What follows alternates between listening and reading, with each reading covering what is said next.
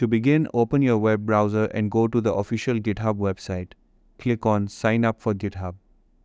Enter your email address, create a password, and choose a unique username. Click Continue and solve the verification puzzle to confirm you're not a bot. After that, GitHub will send a confirmation code to your email. Enter that code to verify your email address. Once verification is complete, sign in to your GitHub account. You're now ready to start using GitHub.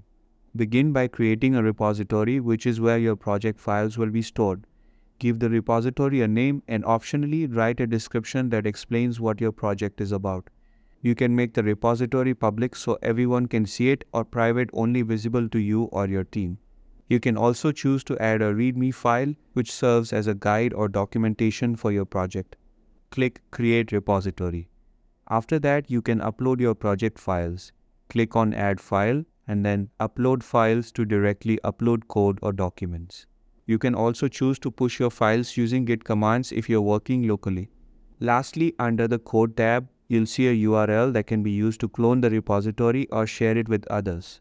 GitHub is a vital platform for developers, allowing for project collaboration, version control, and open source contribution with ease.